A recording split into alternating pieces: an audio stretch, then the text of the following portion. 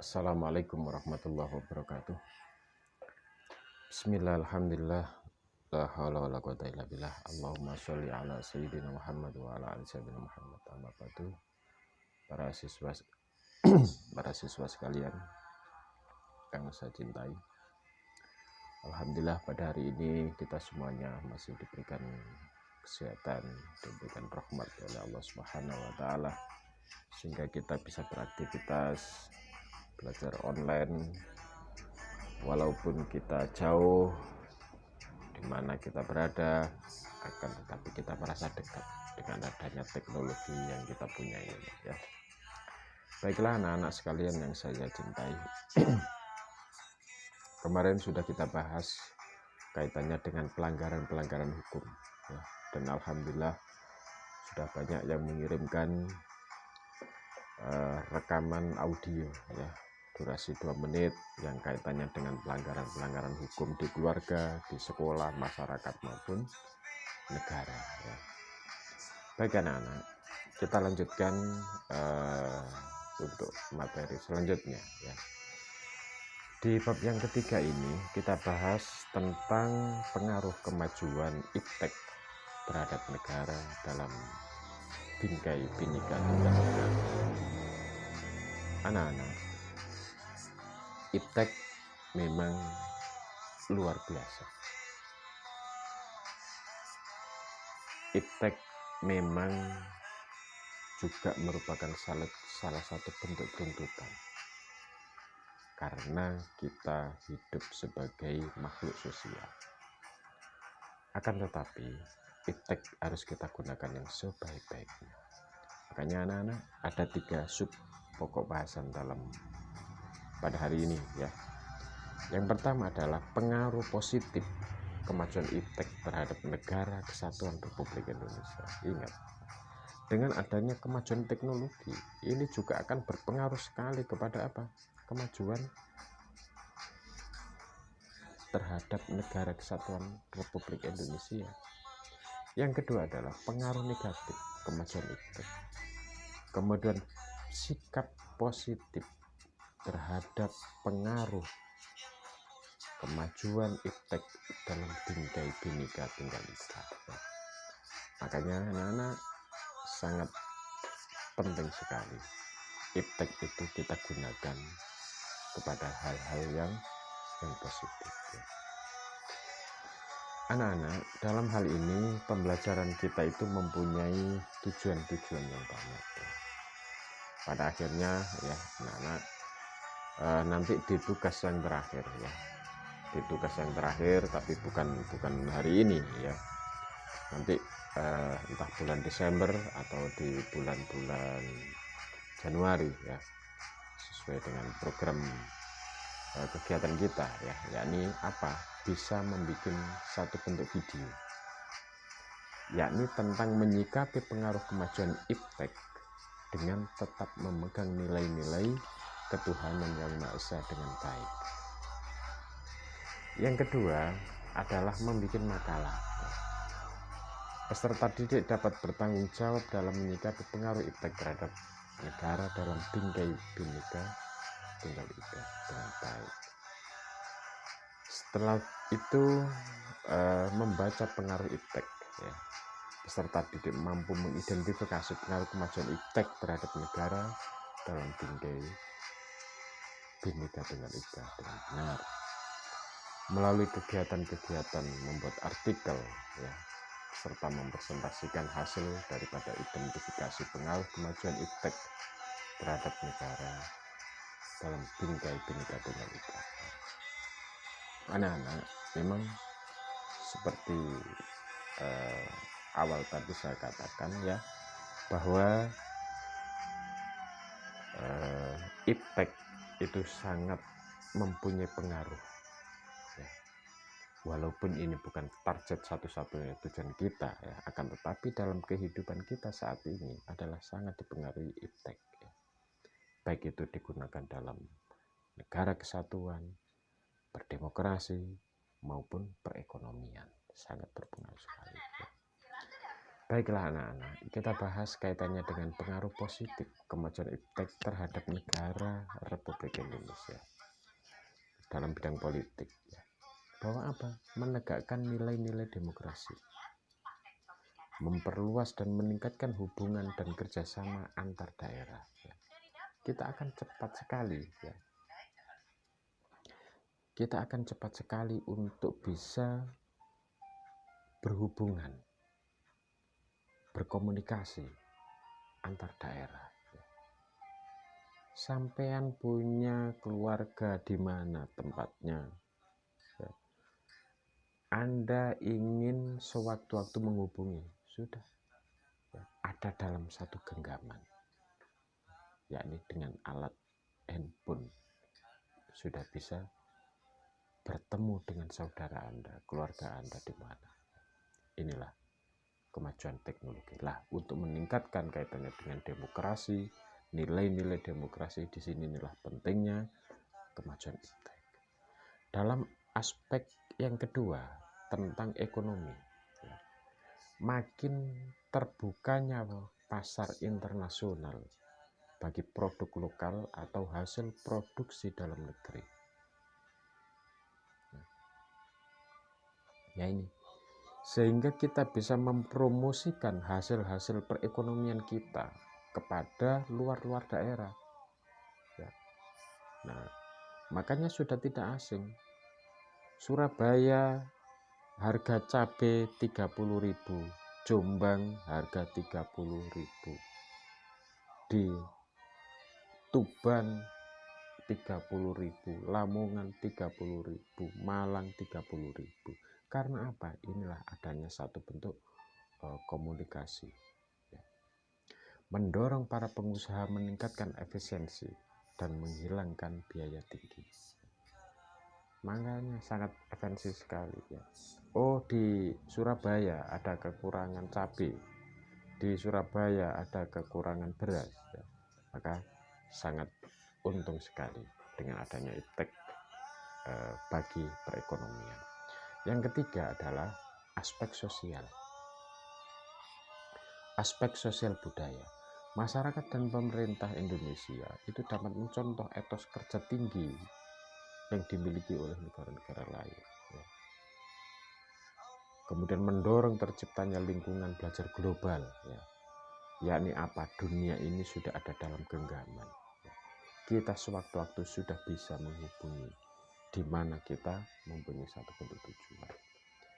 Yang keempat adalah aspek hukum, yakni pengawasan terhadap hukum lebih mudah dilakukan. Kemudian memudahkan masyarakat untuk mengetahui peraturan-peraturan yang ada. Nah ini untuk apa? Untuk mensosialisasikan hukum-hukum yang ada di masyarakat. Dan termasuk memberikan satu bentuk pengawasan. Aspek pertahanan apa? Yakni membantu manusia menyelesaikan berbagai pekerjaan lebih ringan, lebih efisien, memotivasi manusia untuk berpikir dan berkreasi menciptakan teknologi baru. Nah, inilah sisi-sisi positif dalam kemajuan iptek terhadap negara Kesatuan Republik Indonesia. Di balik daripada semuanya itu ada juga pengaruh-pengaruh negatif, yakni apa? Salah satu contoh di politik timbulnya fanatisme rasial, ras, etnik, dan agama dalam forum dan organisasi. Adanya konspirasi internasional, yaitu pertentangan kekuasaan dan percaturan politik. Karena apa? Terlalu mudahnya kita itu bisa memberikan satu bentuk informasi sehingga banyak sekali penggunaan teknologi kepada hal-hal yang negatif. Ekonomi apa? Perdagangan bebas mengakibatkan makin terdesaknya produk lokal atau tradisional. Kemudian timbulnya kesenjangan sosial yang tajam sebagai akibat dari adanya persaingan bebas. Makanya ya, semakin maju teknologi, perdagangan kita itu semakin bebas. Semakin bebas. Kalau tidak mengikuti dengan adanya perkembangan teknologi dengan baik, ya pada akhirnya akan ketinggalan. Ya. Kemudian aspek sosial budaya, yakni munculnya gaya hidup konsumtif, ya, dan senang mengonsumsi barang-barang dari luar negeri. Kita tahu bahwa cinta tanah air itu adalah apa? Cinta produk-produk dalam negeri. Makanya Anda nggak usah ego, Anda tidak usah merasa kecil ketika menggunakan produk-produk sendiri. Banyak sekali ya. Indonesia ini kaya akan sumber alam, kaya akan penghasilan yang dihasilkan baik itu dari darat maupun dari laut. Ya. Makanya dengan diproduksi yang baik, ya, insya Allah ya, Indonesia tidak kalah dengan negara-negara lain berkaitan dengan masalah ekonomi. Nah, anak-anak, di sini inilah dalam aspek sosial budaya, pengaruh negatifnya semakin memudarnya semangat gotong royong, solidaritas, kepedulian, dan juga kesetiakawanan nasional. Sebab apa? Sudah jarang untuk berkomunikasi antar tetangga. Jarang sekali untuk ketemu tetangga. Ini juga hal yang sangat penting sekali. Makanya Anda ketika di masyarakat, ya, walaupun Anda itu memegang HP dan bisa berkomunikasi dengan yang lain, tetap silaturahim, ketemu antar wajah sama tetangga, sama saudara-saudara kita. Ini juga hal yang sangat penting sekali. Ini mengurangi, ya, dan akan tetap semangat gotong royong, semangat solidaritas, semangat kepedulian terhadap tetangga masih ada, kesetiakawanan sosial. Kemudian dalam aspek pertahanan, ya, yakni munculnya perang informasi yang mengancam kedaulatan negara Republik Indonesia. Makanya informasi-informasi itu harus betul-betul kita teliti. Ya. Kita harus teliti terhadap informasi-informasi karena informasi sekarang banyak yang hoax, ya, yang terjadi. Ya, makanya anak-anak jangan sembarangan menerima informasi yang belum jelas sumbernya dan kemudian mengirimkan informasi tersebut kepada teman-temannya, kepada grup-grup yang lain, padahal informasi tersebut itu belum tentu benar. Jangan sampai, ya, janganlah mengirimkan informasi yang salah. Karena apa? Informasi yang salah nanti bagi yang menerima akan diteruskan ke yang lain dengan informasi yang salah. Tumpuk-tumpuk salahnya, salah kuadrat itu namanya, ya. Kemudian keberadaan senjata pemusnah massal, ya, seperti nuklir dikhawatirkan mengancam kedaulatan negara Republik Indonesia. Anak-anak, sangat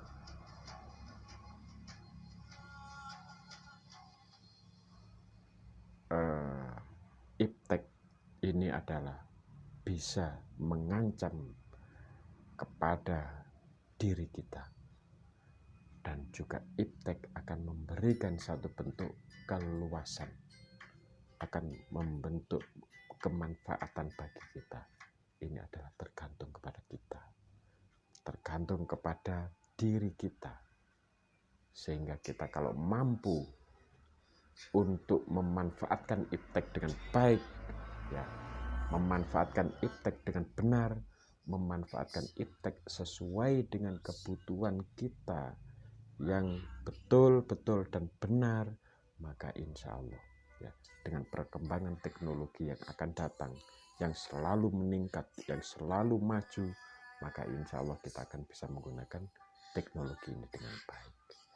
Itulah anak-anak yang dapat saya sampaikan kaitannya dengan teknologi yang ada. Dan yang terakhir, bahwa sikap positif terhadap pengaruh kemajuan iptek dalam Bingkai Bhinneka Tunggal Ika, sikap selektif terhadap pengaruh kemajuan iptek. Kita harus selektif anak-anak, ya. Jangan mudah untuk dibohongi dan jangan mudah untuk memberikan kabar bohong kepada yang lain, ya. Ingat, ya, bahwa dengan memberikan kabar bohong kepada orang lain, ya, dosa Anda akan kuadrat dikalikan dengan orang-orang yang membaca semakin banyak ya.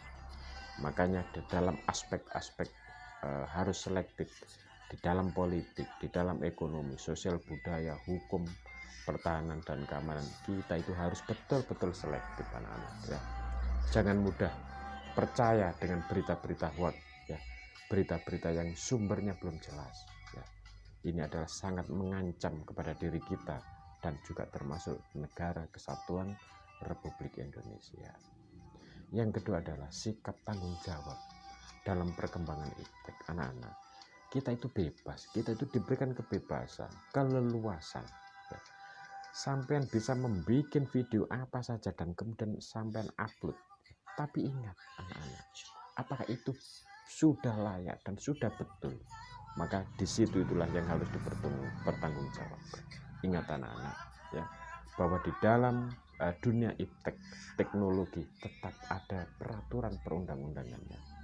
Kita tidak kemudian semena-mena, yang kemudian hal-hal yang negatif kita share, hal-hal yang negatif kita kirim kepada yang lain-lain, ya, maka di situ itu nanti akan terjadi, yang terjadi adalah apa? Akan kesandung dengan undang-undang yang berlaku. Maka mari kita berhati-hati anak-anak, mari kita bertanggung jawab informasi apa yang kita kirim kepada orang lain, ya. Itulah anak-anak, mudah-mudahan bermanfaat bagi kita semuanya, ya, kehidupan teknologi, ya. Baik,